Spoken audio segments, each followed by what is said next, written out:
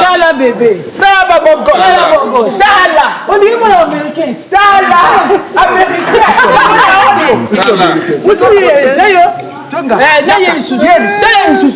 Maman la. Dala. Dala. Mais pas sur la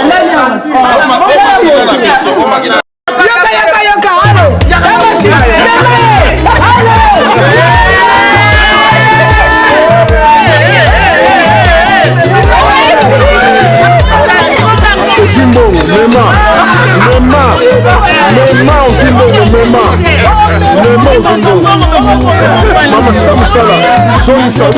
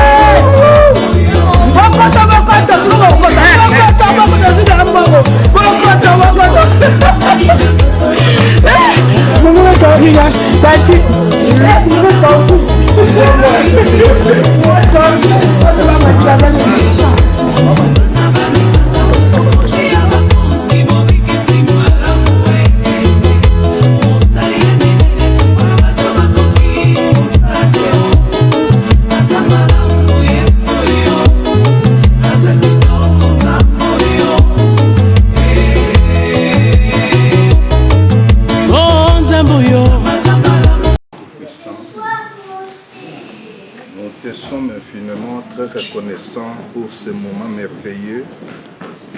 C'est par ton amour, c'est par ta grâce et ta miséricorde que tu as permis que nous puissions arriver jusqu'en ce temps, Père.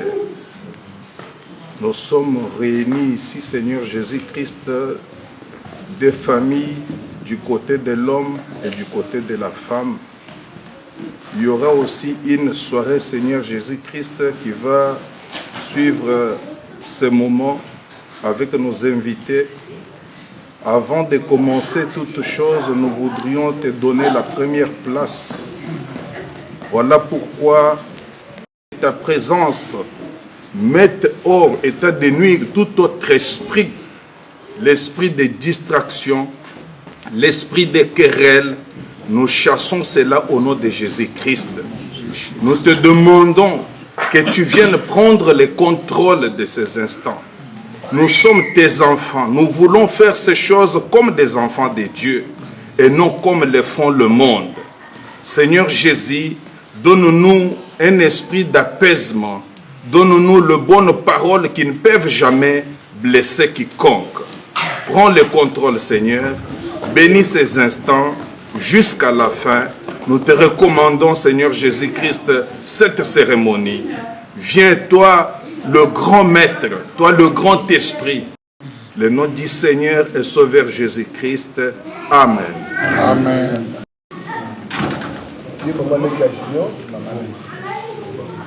Ok.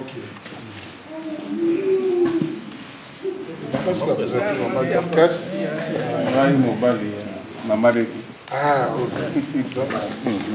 Les hommes à la papa, merci beaucoup. Ah, on va tous la famille.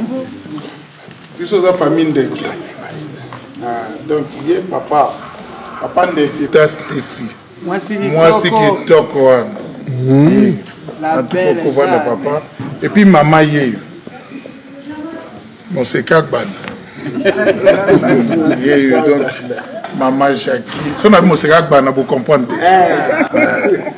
Oh, yo. Donc, tu vois le coco pour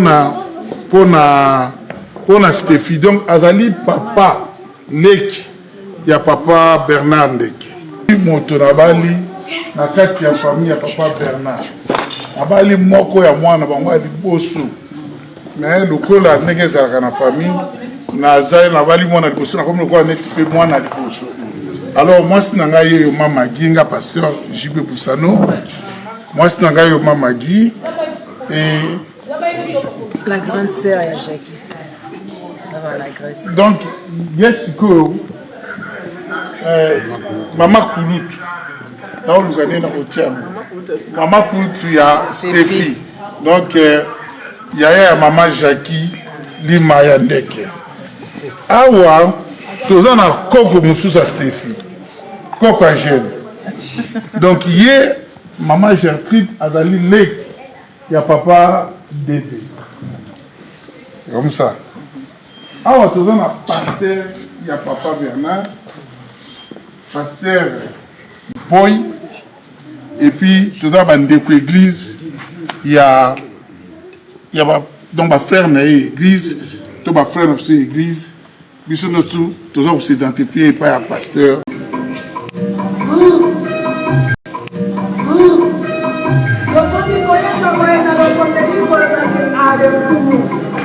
Le Seigneur des Seigneurs. Voilà, nous allons se tourner pour nous dire moto. On a demandé sur le sol là-bas. Et la mission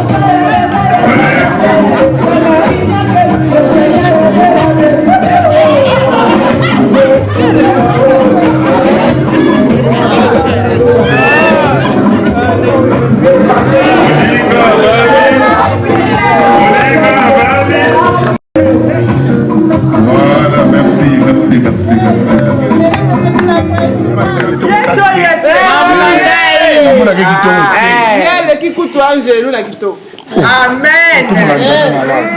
Ok. Biso to vanda qui na biso, bango ye. Ono walinga babala. Il paraît que bano botaki on eza bango. So ba tili so bilo belé ba cadeau. Papa za content, maman za l'inverse. Mais lokola yo muto yi makambo en inverse. Ba to tuna. Ma pesi ba mbongo ba lo zoti na passé. Oui, sans passe. Attends, je vais te rappeler ta Yo, na kintetsa mboka mondele mitu pai ozomona ba mengi. Sikoyo. Tana batu nyonso bazali awa. Il paraît eza ye. Bino yaki na ye. Il paraît ye nde mutabote ko bana ye mtenga bana. Est-ce que yebi ye? Yes. Tato wana oya memi wana pe. Mwana ndundu rati. Eza ye mutabote no bana. Utondoko kana. Ok, apesi babilo akangisi biso munoko. Apesi babilo ni surtout asadi oyo biso to sengaka na famille na biso. Surtout mobala ko mikitisa. O to senga na famille na biso so mtenga bala. Ya apesi bilo ko na nyuso. Bilo ko ya ndali. Na bambofi yango. Sikoyo biso to yebi kambo te me yo yebi yango. Mutema biso tobotaka bana na mitema talaka azaki na mboka so awa wa ezali bosa nzambi pe bosa famille na awa so babalisi batu mutakendaka libela na bonzambe ozonga na biso lobi to eli biso masura pampamba wana penza to sala système to no sala kala so mona mukasa mobulu paye to bakangi ba beti ba siko système na kozo ok na ebi mutema na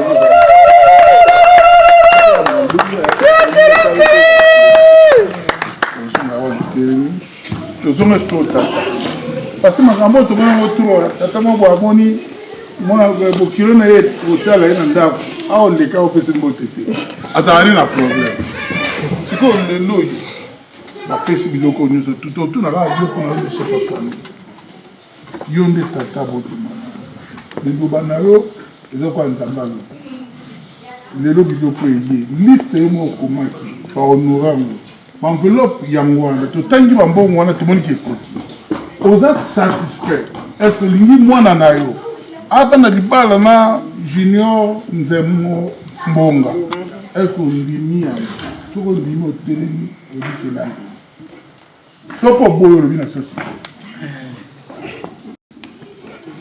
si tokóma na étape oyo cela veut dire tosi lemimaki yango yango tokóma na étape oyo so tolima ete toka tokóma awa te na lelo lelo naza enveloppe aza malamu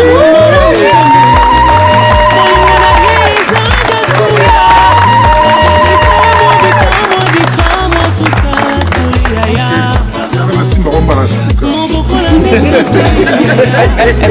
basuka elelisaka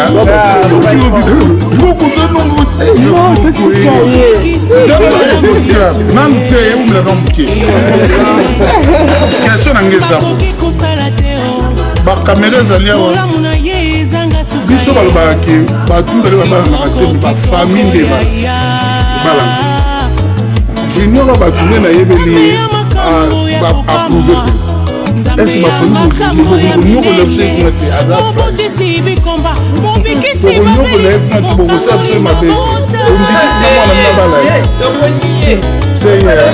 nakangi mokuse te mpona kosimba yo mati na ye bosito te mpona koyoka yo kasi mpona kobika fava tosa mibeko na nzambe la sémence la prière de Dieu de kobika oluna nzambe okekaka pepene na otelema tobondela mpona bino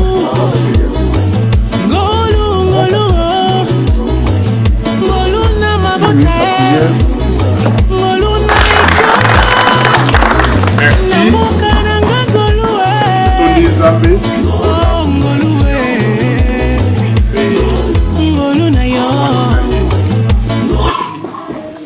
vraiment baye liboso ya baboti les deux familles réunies pour la circonstance oyo ya libala un peu lokola papa JP Alobi qui peut vous unir. Unir mabota oemi balé. Alors, mais libala c'est tout autre chose. Libala expression ya libala ezouta na mutema na yo. Or mutema na yo mutu moko te ezala ba famille oye nango. Ezala boyo bazali awo. Mutu moko azomona nango azate. Yango Bible lobi batela mutema na yo koleka biloko nyonso kozala nango. Pourquoi? Parce que mutema na yo mutu azobatela yango kaka mutu ayebi yango.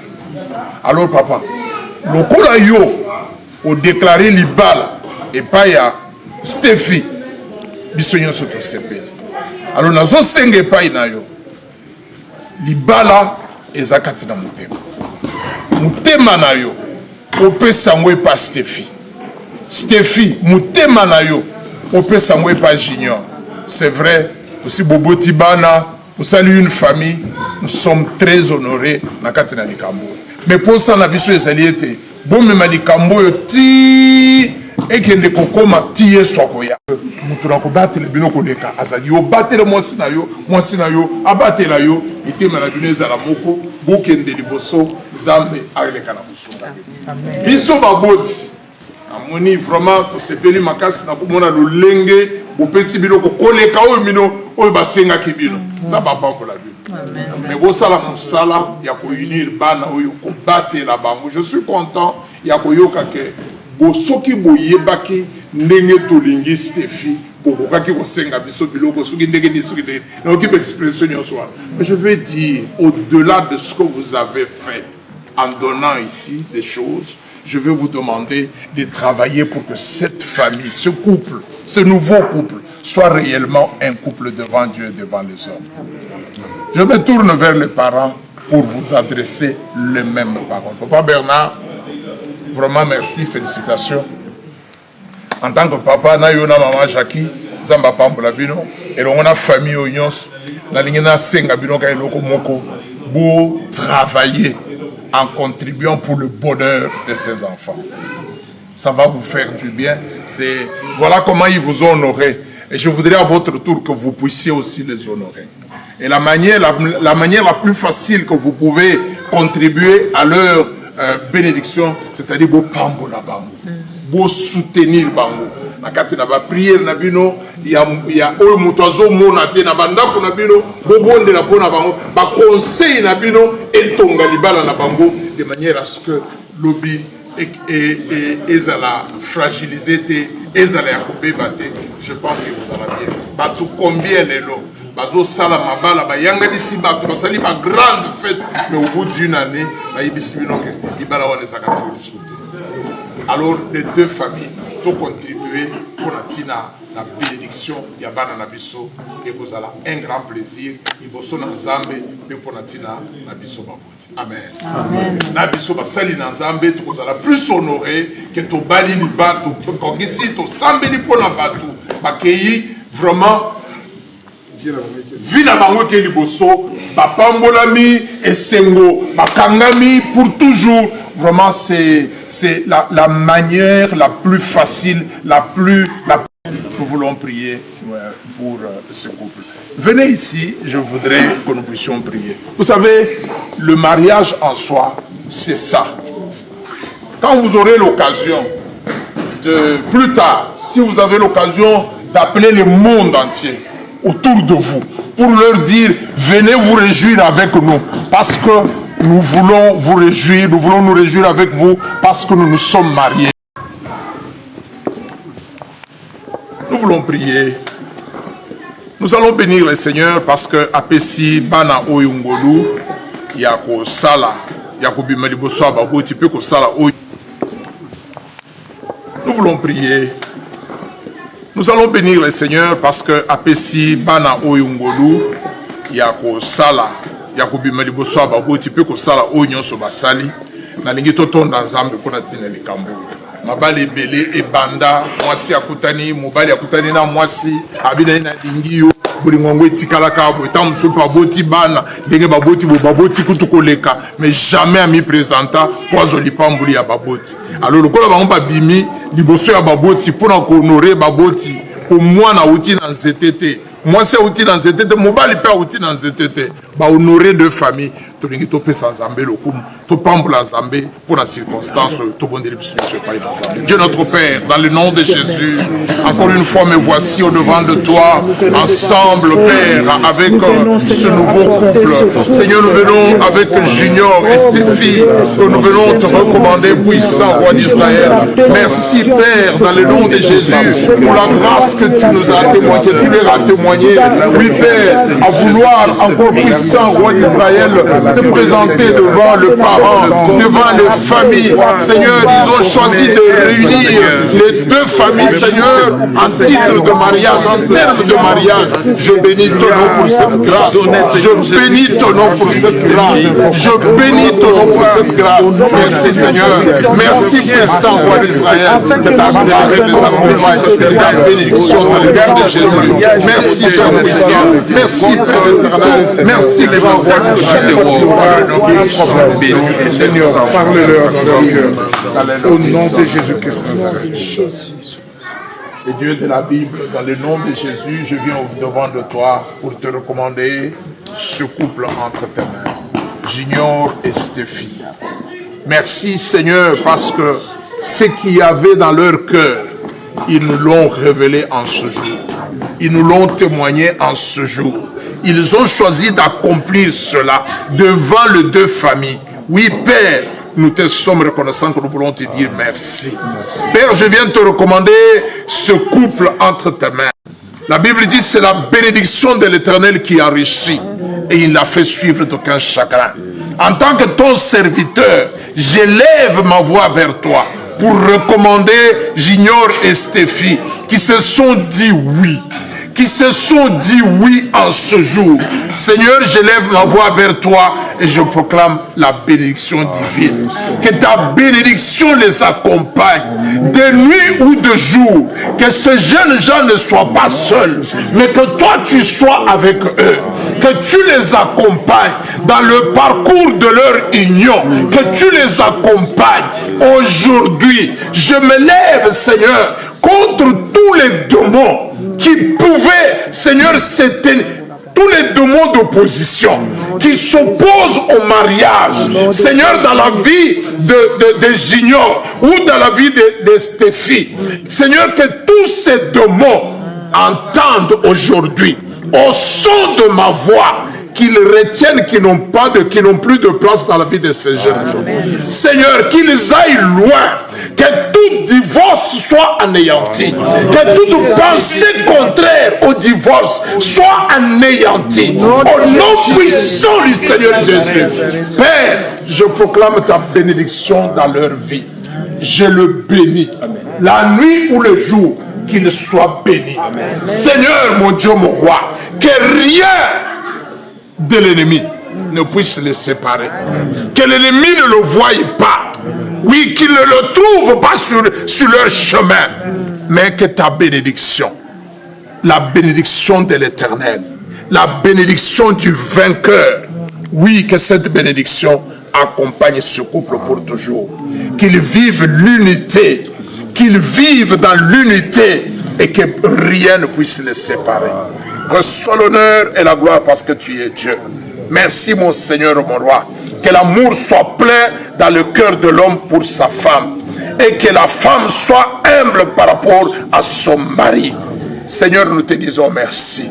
En tant qu'Église, en tant que tes représentants, nous scellons cela. Et nous te disons merci dans le nom de Jésus-Christ. Amen.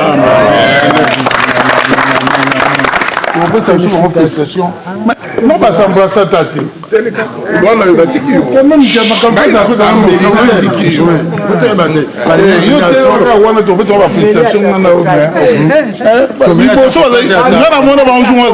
C'est vite fait la voiture. Les officiels.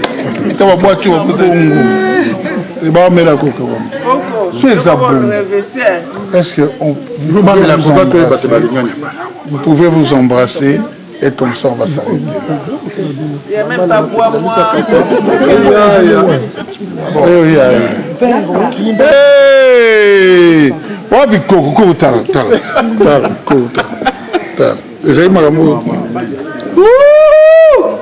Pour embrasser devant famille nanga pe devant belle famille pe na ba campagne so ba quoi ko soutenir ngai yenga benga ke ngulite grand prêtre mère te nga benga kay maman Marie atondi grâce oh ça y est alias oyo il faut to embela nini wana ya maman Maria ou atondi grâce nga na benisa e koleka basi nyoso oui, aleki babasi o nyonso banguli ba grand prêtre mère mais azali lelo azali maman Maria. Oyo Gracia beni koleka basi mokonzi azali na yo. Ngai mokonzi nazali na ye. Ben abénissez un babasi baso.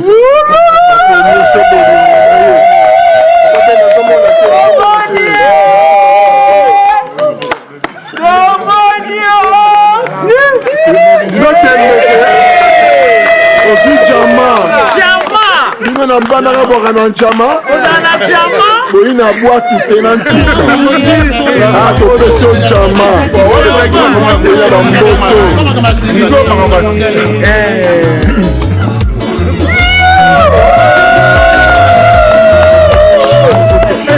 bato baleki diba baleki mabo batie bino kaode en tout cas non c'est ça. yango napesi yo bapokitisa motema osalingi eloko na esengo papa bino bato na ntuka na makasa topesi bino njama kosakanaka bino bato boyiba bwato topesi bino makasi oma nde topikoli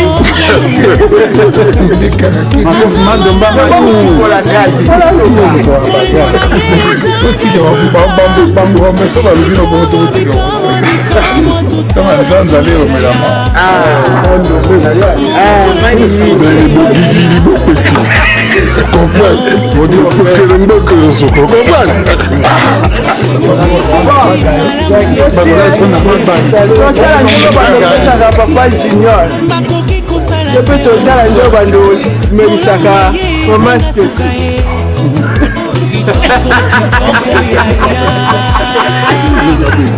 jameza kotinda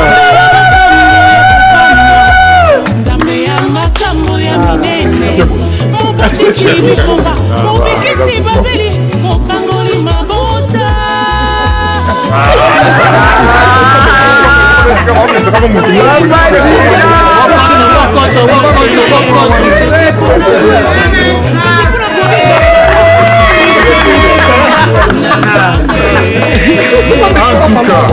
la famille tokomi moto moko tokomi na suka likambo oyo famille tokomi moto moko tokoya na ndako na bino sake to benga benga na telefone toya déjeuner tokoti na koko tozwi bino toyebi ke famille esu monene na kati bamboka malido toya tout à l'heure garde toute personne pas d'accident ce soir pas de pluie pas de mauvais faux pas c'est une chose avec nous lorsque quelqu'un boira lorsque quelqu'un parlera à un autre lorsque l'amour la paix du cœur et surtout la gentillesse soit avec nous nous gardons toutes choses nous remettons toutes choses à tes pieds Jésus et rien du début jusqu'à la fin de toutes choses nous avons ainsi prié au nom de Jésus et nous disons Amen pour la femme de la vie. Félicitations. Probablement, vous n'aurez pas l'occasion. Est-ce que tu comprends pour toi?